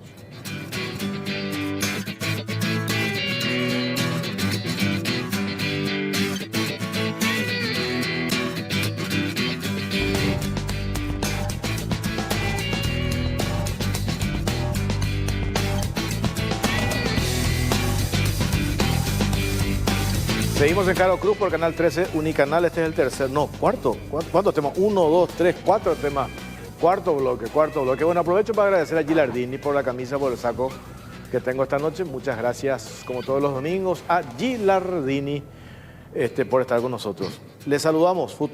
Mañana ya asume, ¿qué futuro? Sí. En horas. En horas. Basilio Bachi Núñez, senador, futuro presidente del Congreso. ¿Cómo le va? Buenas noches. Muy buenas noches y un saludo cordial para ustedes, Jorge, Pipo, Aníbal y a toda la teleaudiencia. Y así como están diciendo, con mucha atención ya y a horas de asumir un gran compromiso, ser de alguna forma la cabeza del Congreso, de uno de los poderes, es un desafío que lo vamos a enfrentar y tengan la seguridad que vamos a estar a la altura. Y también le saludamos a Aníbal Saucedo Rodas, periodista, futuro director del Cabildo, en expectativa. ¿Qué tal, Aníbal? ¿Cómo estás? Hola, Jorge. Hola, Pipo. Yo digo, yo tengo que ver la firma de Yo Bachi. siempre digo, A Bachi le creo. hasta que la tinta no se seque, todo está en la nebulosa. Hasta ahora no me mintió. No sabemos, No no sabemos qué cosa puede Pero pasar. decía Juan León Mallorquín, hay que servir al país, no importa de dónde. Claro. Sí, Muy bien. Totalmente, así Cuidado que mismo. te digo una salida. Así mismo. Bueno, a ver, senador Basilio Bachi, dijiste, esto es un enorme desafío, ya generaste expectativas, ya hiciste algún adelanto de designaciones de personas claves en puestos claves, ¿verdad? Destacábamos el otro día lo que mencionaste acá del colega Aníbal Saucedo Rodas, el tema de la reestructuración de las direcciones. ¿Vas a entrar con todo? Bueno, la idea es dar nuestra impronta a esa institución, colaborar para mejorar, para todo lo que me antecedieron, entiéndase así. Y digo de que nosotros tenemos una pesada herencia en el sentido de que hay una sobrepoblación o una superpoblación de funcionariado, pero ¿por qué hay eso? Y tener en cuenta nomás que en el periodo anterior entraron más de 100.000 funcionarios públicos. Y eso se traslada en el Congreso. A diferencia del gobierno de Nicanor Duarte Frutos, que entraron más de 50.000. En el gobierno de Lugo entraron más de 60.000. En el gobierno de Horacio Cartes entraron 5.000. Es grande la diferencia y después vemos titulares de supuestos Nepo Baby, etcétera, etcétera, de algunos medios de prensa que se sorprenden ahora, pero no se sorprenden de la sobrepoblación que heredamos ahora nosotros, hasta en el Congreso. Por eso, aparte de algunos cambios como el tema del Cabildo, que es importante resaltar la confianza depositada en Aníbal Saucedo, que aparte de un amigo, yo creo que es una persona reconocida dentro del periodismo, que conoce mucho la historia paraguaya, la historia de nuestro partido, de todos los partidos también. Entonces, creo que es una persona muy ilustrada y que va a mejorar la gestión en el Cabildo, reconociendo también que Margarita ya cumplió una etapa y hizo y dejó su impronta en su momento, pero creo que es el momento también de hacer un cambio y está dentro de la atribución del presidente del Congreso y sin dudarlo hacemos con la plena confianza de que el Centro Cultural del Cabildo, que tiene un presupuesto de más de 40.000 millones de guaraníes, puede entrar a colaborar y a que se conozca verdaderamente nuestra cultura. Senador, vamos a cambiar de estilo. Beto Velar, no voy a hacer juzgar su gestión, sino que un tipo más contemporizador, más como que quiere estar en el medio a la hora de dirigir el Congreso. Y muchas veces nosotros reclamamos, decíamos acá, falta de repente un poco de orden, un poco de estructura, de respetar los reglamentos, de respetar y vos mismo insististe muchas veces eso, respetar la palabra del otro. Yo tenía historia contada por diputados que me decían, yo en la Cámara de Diputados no quiero hablar, el periodo anterior, porque cada vez que hablo me grita fulana, me grita mengana, empiezan a pelearse y yo prefiero callarme y cerrar mi carpeta y bueno, sigan adelante. Y la verdad que se pierde mucho tiempo, la gente estamos viendo nosotros sesiones donde se pasan discutiendo a lo mejor cosas que no tienen sentido y se pierde y se levanta la sesión, escándalo. Vos tenés un estilo mucho más frontal, mucho más directo, vos no te callás nada, decís lo que tenés que hacer. Tu estilo también se va a trasladar a ese orden dentro del Congreso, se va a conseguir por fin ese orden, ese respeto al reglamento que tanto pide la gente. Yo quiero basarme en lo que es nuestro reglamento interno. Nuestro reglamento interno es claro en ese sentido también, hasta por ejemplo, tener una unidad de debate. Si estamos debatiendo sobre horario de verano, tengo que hablar sobre horario de verano. No tengo que hablar de almuerzo escolar. Y mucha gente y muchos colegas confunden, y principalmente son los referentes de la oposición, que generalmente se guían por las tapas de los diarios, entonces les pasa el estadio de oradores o llegan tarde y quieren hablar en su momento de eso. Y hay un reglamento interno y vemos los debates de países vecinos, de otros lugares, cómo es enriquecedor. Y creo que eso tenemos que transmitir también en el Senado, es lo que vamos a hablar en la mesa directiva. Yo le voy a pedir a los colegas consensuar y respetar. Y un orador, por ejemplo, tiene 15 minutos. En algún momento, si habla 7 minutos, le queda 8. Lo hablaba en estos días con uno que fue presidente 3 años, el senador Oscar Cachito Salomón, y decía cómo hacía cumplir eso. Acá entramos que un legislador habla 15 minutos, después se anota otra vez 15 minutos, pero habla de todo. Hasta habla de qué pasa, por ejemplo, en el norte, por qué tenemos inseguridad, por qué tenemos crimen organizado, siendo que nosotros acá lo que estamos y la ciudadanía sabe por qué tenemos, pero tratan de confundir. Entonces, en ese sentido, tratar de hacer respetar el reglamento de ética. El reglamento no es una cuestión interno. de censura, es una cuestión de orden. No va a ser, es una cuestión de ética, de orden. Y en algunos casos yo he visto en periodos anteriores hasta el propio presidente del Senado en aquel entonces, Oscar Salomón, levantar la sesión cuando no hay orden. Y yo voy a poner en ese sentido orden basado en el reglamento interno. Aníbal Saucedo, antes de ir a lo que implica propiamente la dirección de Cabildo, pero también un espacio de promoción de la cultura, apelando a tu experiencia de periodista de fuste de la vieja guardia, de esa formación sólida que anteriormente teníamos, ¿qué pasa hoy con la prensa? Cero autocrítica, me incluyo, entramos en las radicalidades y un absoluto desprecio a la verdad. ¿Por qué entramos en esto, Aníbal? Yo creo que hubo una degradación, estoy convencido de que hay una degradación no solamente en el área del periodismo, sino en casi todas las actividades profesionales, digamos, de nuestro país. Vivimos una etapa de mucha confusión, casi caótica, diríamos, en que la verdad no es lo importante, sino la opinión. Entonces cada uno trata de imponer su opinión como si fuera verdad. Y especialmente las corporaciones mediáticas que se involucraron directamente en política, incluso en política partidaria, pero sin asumir la posición. Porque yo creo que todos los diarios, los grandes diarios del mundo, me refiero especialmente a los diarios porque es el ámbito en el que yo más me siento cómodo, sí. Todos los diarios del mundo asumen una posición, sin ir más lejos. Buenos Aires, Clarín y Página 12, por ejemplo, tiene posiciones bien definidas, pero asumen sus posiciones. Aquí no. Y es ahí donde yo veo que hay una intención deliberada de mentir al público para captar adeptos. Una deshonestidad intelectual también, digo. Claro, hay una deshonestidad intelectual, como se diría en el mundo cristiano, buscando prosélitos. ¿Verdad? Entonces, yo creo que ese es el grave problema que hoy atraviesan los medios de comunicación, que repercute en su propia credibilidad. Entonces, hoy hay un descrédito hacia los medios de comunicación y eso puede percibirse en las redes sociales, que tampoco es un lugar muy agradable para ir a habitar, ¿verdad? Porque en las redes sociales yo siempre digo que hay que extraer lo bueno, lo bello y lo justo de las redes sociales y extirpar la parte cancerígena. Entonces uno puede, en las redes se aprende mucho, o sea que se induce a la buena lectura cuando uno sabe captar la esencia de los mensajes. Pero hoy los medios, y esa no es una debilidad nueva.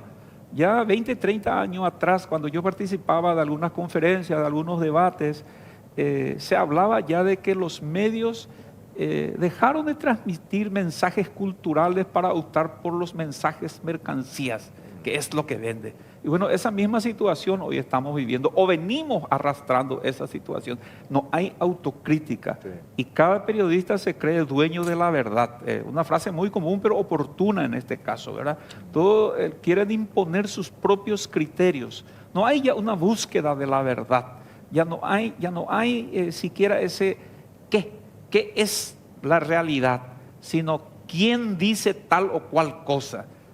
¿Entendés? Entonces, vamos formando círculos tribales, islas de tribus caníbales, y nos vamos destrozando unos a otros.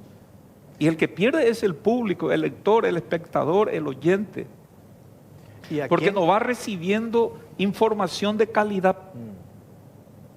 Eso es lo que yo administro hoy. Desde este espacio, de la dirección del Cabildo, se pueden promover espacios de debates. ¿Cuál es el aporte? Yo recuerdo cuando Roa había ganado el premio Cervantes, Antonio Carmona, ya fallecido, me invita para formar parte de un grupo que estaba gestando la Fundación Roa. Estaba Pablo León Burián, aparte del propio Tony, Carlos Colombino, Eticio Escobar, y me quedó una frase de Colombino: el Estado es promotor de cultura, no es hacedor de cultura. Y eso yo creo debemos hacer del centro cultural que la gente más comúnmente llama cabildo, ¿verdad? Sí. Eso es lo que... Y romper los compartimentos estancos entre las diferentes instituciones que se dedican al campo de la cultura y que dependen del Estado, porque al fin y al cabo, como solía repetir el doctor Oscar Paciello, padre, el Estado es uno solo con tres funciones diferentes, con funciones diferentes. Entonces, romper esos compartimentos estancos y para evitar duplicar esfuerzos y recursos, que nunca son suficientes en el área de la cultura, ¿verdad? Yo creo que hay que promover los debates. No solamente se tiene que promover los debates, sobre todo si queremos instalar una cultura de la democracia en nuestro país, que es el gran déficit que tenemos hoy. No tenemos una cultura de la democracia. ¿Y qué implica esa cultura de la democracia? Y por sobre todas las cosas, establecer un disenso comunicativo o dialogal, donde el otro es un adversario y no un enemigo. Y a eso debemos aspirar. Establecer el desarrollo de una democracia necesariamente pasa por el desarrollo de una cultura democrática. Y eso se puede hacer desde los diferentes ámbitos en que nos toque trabajar. Por eso, repito, y es muy importante, romper los compartimentos estancos. Nadie es dueño de su institución. Uno llega a los cargos públicos no buscando el brillo personal. Uno llega a los cargos públicos buscando el lucimiento de la institución. Hacia ahí debemos apuntar. Y sobre todo en el área de la cultura, como cuando el senador anunció que yo era uno de los candidatos, mucha gente empezó a escribirme y casi todos coincidieron de que hay una cultura más allá de Calle Última. Hay una cultura invisibilizada. No, es que no existe, está invisibilizada. Entonces hay que apuntar hacia ahí. Y hay trabajos, hay testimonios de trabajos a veces aislados, que se hacen con esfuerzo. El caso de Víctor Barrio, que es un amigo nuestro, era del periodismo, que recopiló, por ejemplo, los compuestos del interior. Hizo una tarea fenomenal. Por ejemplo, el trabajo que hacía el grupo teatral Atiñe, que había sido fundado por el propio Tony Carmona y Raquel Rojas, que divulgaban un teatro social a partir de Julio Correa en el interior. Era un teatro concienciador. Sí. Nosotros podemos conseguir eso, debemos conseguir eso, porque tenemos que construir políticas de Estado. Yo siempre digo, ¿cuál es el gran déficit de toda la transición democrática? Que no logramos establecer la política de Estado como cultura. Y sería paradójico que la cultura no sea tratada como política de Estado. Sí, es así mismo. A ver... senador, tuviste de los dos lados del mostrador, fuiste oposición 5 años, porque lo otro no era oposición, no era un circo, digamos, y ahora sos oficialismo, tenés mayorías, manejás mayorías, y tenés una oposición que está muy en minoría. Ahora, hablábamos el fin de semana pasado con Hugo Richard y con Carlos Mateo Almeida, y ellos decían, la oposición de barricada esta no sirve. Ellos mismos reconocían que la oposición esta, el no por el no, el poner el palo a la rueda, no sirve, no genera, ni siquiera genera empatía con los votantes, van perdiendo cada día más votantes, ellos no están atrayendo a nadie con la posición esa de poner palo a la rueda. Vos, con tu experiencia en este primer año en el Senado ahora, ¿crees que hay senadores en la oposición con los que se puede sentar uno a hablar y decirle, bueno, ¿qué es lo que quieren ustedes? Vamos a consensuar. ¿Quieren consensuar realmente o quieren poner la rueda? ¿O hay ya cosas irrecuperables que ya no se pueden tratar? Hay gente que no va a tratarlo contigo, nada. Bueno, no, al respecto, creo que dijiste bien, Pipo, en el sentido de que en el periodo anterior y conste que los 5 años estuve como líder de bancada y fui un disidente colorado que llevó la voz de la oposición dentro del partido. Y si tenemos que levantar la voz, lo levantamos, pero creo que ahora es el momento de consensuar. Y entre los 45 colegas que estamos ahí, yo creo que la mayoría se puede hablar, para no decir los 45. Le decía ya fuera de cámara a Aníbal de que la primera quincena, yo estoy hablando con el presidente de la República y hablando con los colegas también para tratar de hacer una agenda con el legislativo, con el ejecutivo y poner 5 prioridades, puede ser 6, 7, donde esté, por ejemplo, qué podemos hacer nosotros desde el legislativo para colaborar con el presidente de la República en el ámbito de la seguridad, qué podemos hacer nosotros para mejorar el transporte público. Porque si no, vemos la tapa del diario y al otro día le convocamos al ministro que sale en la tapa del diario. Y la mesa directiva del Senado utilizamos para eso. Y a mí no me van a tener para eso. Sí me van a tener para consensuar y traer algún beneficio para la población. Creo que para eso fuimos electos. Porque le escuchamos a varios colegas, a varios ciudadanos también. Y cuando uno hace campaña, principalmente acá en el área metropolitana, que tenemos 3 millones de habitantes, los que viven en el área metropolitana, vamos, ejemplo, Capiatá, Itagua, ¿por qué no Lambaré? ¿Cuánto tiempo tardan para llegar a su trabajo? ¿Cuánto tiempo tarda? El de Itagua tarda más de 2 horas. Si va a venir a trabajar con el horario antiguo, vamos a suponer horario de invierno, horario de verano, y tiene que levantarse a las 4 de la mañana. Y seguramente agarra su colectivo a las 5:30 o las 5 y llega a las 7 porque tiene que entrar a las 7. Pocos son los que entran a las 7:30 porque va a traerle a su hijo en la escuela. Entonces es una problemática del ciudadano que nosotros tenemos que entender. Entonces estamos hablando con los colegas, el presidente de la República está en conocimiento y ya hay una invitación extraoficial para que el presidente de la República se vaya al Congreso después y que nos escuche a nosotros y nosotros le escuchemos a él. Claro. Y después de eso, ¿por qué no que eso esté en el presupuesto de gasto de la nación y se cumpla? Qué clave esto que está, Aníbal, esto que dice el senador Bachi, exponer cuestiones que hacen a los problemas de la gente y dejar de lado, recuerdo un artículo tuyo hace un par de meses, la política del espectáculo. Está muy de moda eso. Sí. El show, para ver la cantidad de visualizaciones que tenemos en las redes sociales y dejamos de lado la conexión que tiene que ver con el ciudadano y con los problemas del día a día. Así mismo, se apeló mucho en los últimos tiempos a la política del espectáculo y sobre todo en ese escaparate más visible a la opinión pública que es el Congreso de la Nación, ¿verdad? Entonces se apela al escándalo, al griterío y se evita el debate racional, es decir, ya no se esgrime la razón como fundamento o como argumento, sino la vocinglería. Entonces la gente grita, la gente... nos llenamos de fraseología y no de palabras que puedan esclarecer o aclarar a la gente qué es lo que realmente está ocurriendo. Entonces se apela, repito, al espectáculo. El espectáculo en busca de votos. Y eso ha degradado la política, y yo te diría que hoy día para mucha gente la política es un lugar inhabitable.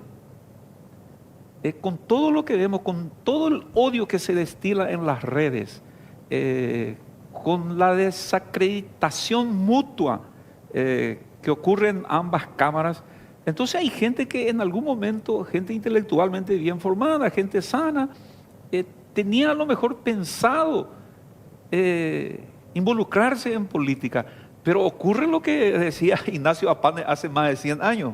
Hoy la gente corre a veces como peste de la política y esa es la imagen que debemos revertir. Ojalá que se pueda hacer eso con la presidencia del compañero Basilio Núñez y sobre todo en ese acercamiento con el Poder Ejecutivo. para construir, para ir construyendo políticas de Estado. Yo repito esa necesidad, construir políticas de Estado, que el siguiente presidente, si esas políticas son validadas como útiles por la sociedad, tienen que necesariamente continuar. Pero aquí tenemos la mala costumbre de que el que viene quiere destruir todo para hacer de nuevo, para que lleve su administración lleve su sello personal. Sí. Y eso yo, por ejemplo, todo lo bueno que hizo Margarita Morcelli en estos 20 años, hay que respetar y hay que profundizar, hay que enriquecer, porque la Fundación Cabildo, o el Centro Cultural de la República, tiene varias dependencias que muy poca gente conoce. Tiene una dependencia de artes visuales, una dependencia de literatura, de danza, teatro, música y un observatorio, ojo, que si se conociera más, mucha gente iría a investigar ahí. El observatorio es como un custodio del patrimonio documental del Estado y la evolución de nuestra cultura. Entonces, gran tarea es porque yo creo que casi todos los gobiernos fracasaron en su estrategia comunicacional. Y ese va a ser un gran desafío desde el lugar que me toque trabajar. Sobre el punto nomás, Jorge y Pipo, porque no me quiero quedar solamente en lo que estaba diciendo Aníbal, que es muy importante. Le decía yo que la biblioteca, y ahora ha corroborado, la biblioteca del Congreso depende del Cabildo. ¿Quién se va a la biblioteca? No tiene ningún cartel, nadie ve.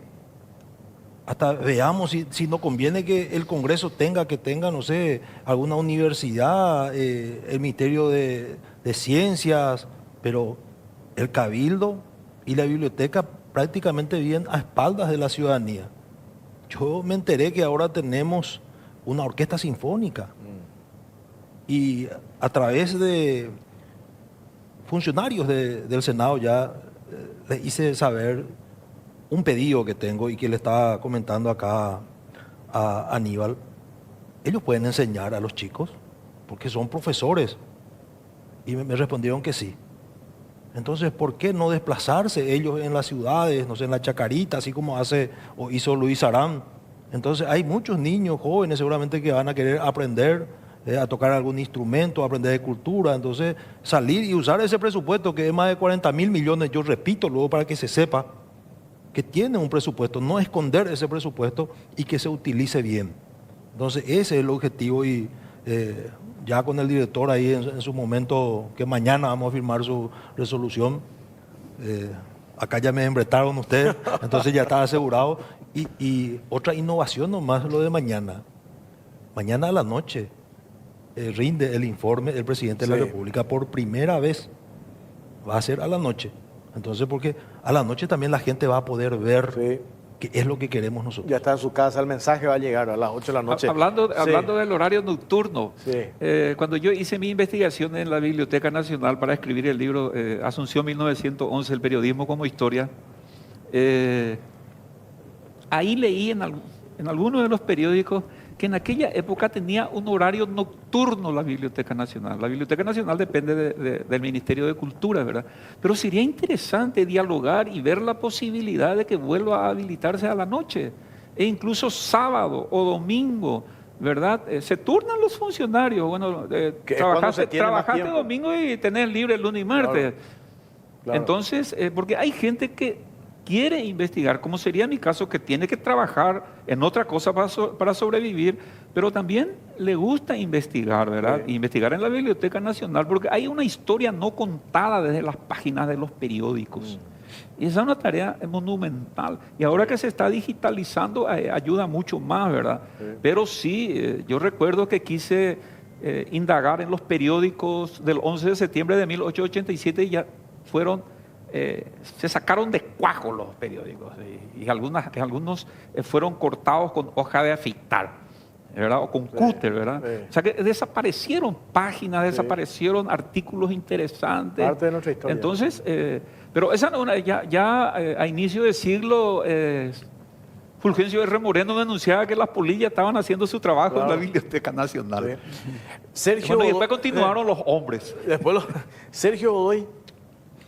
Sí, bueno, Sergio Godoy decía que estaba conversando con él y de por sí aceptó ser asesor jurídico, va a ser asesor jurídico externo del Congreso, y para mí un ex senador que conoce lo que es el Congreso, el Senado, con su preparación constitucionalista, hasta se especializó en el exterior, va a ayudar mucho al desempeño que vamos a tener.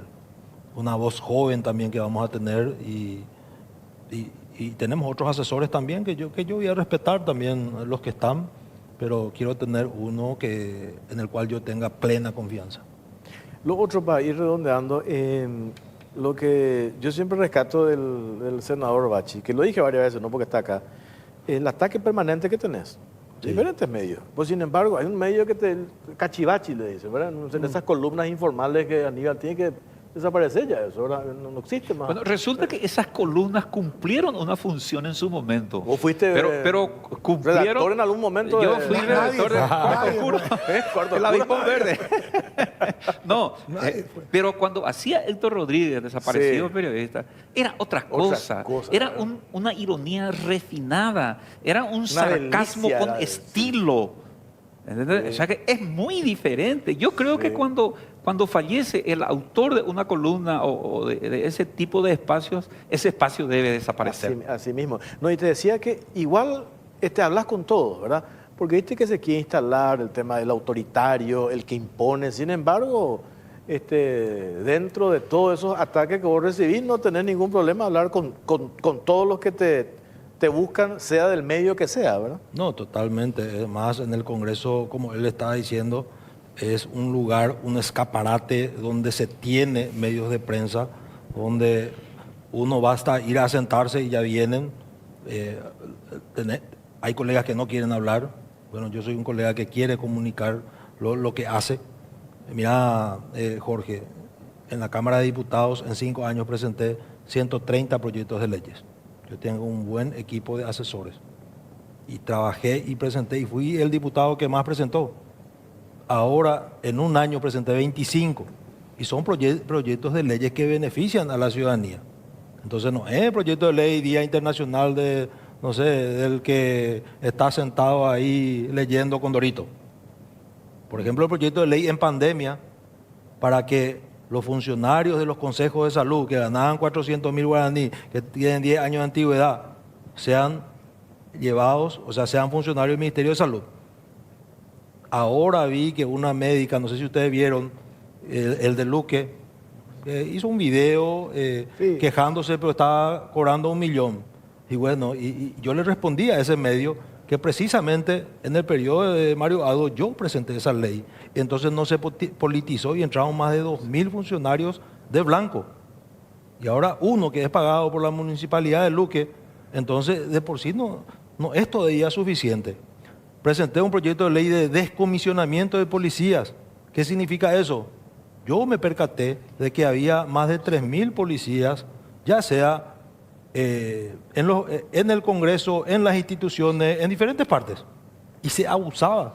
Entonces esa ley le permitía al comandante disminuir a un 50%. ¿Para qué nosotros queremos guardias? ¿Para qué el que está por acá, lo que ahora probablemente por el cargo de presidente del Congreso, probablemente tenga que tener? Pero yo nunca tuve chofer. Y algunas veces vienen colegas y abusan. Está el que le ceba al tereré, el que le abre la puerta, el que está en su casa, el que le lleva a su hijo. Y se abusaba. Y era en el periodo de Mario Aldo. Un presidente, yo me acuerdo, tenía 13, 14 policías.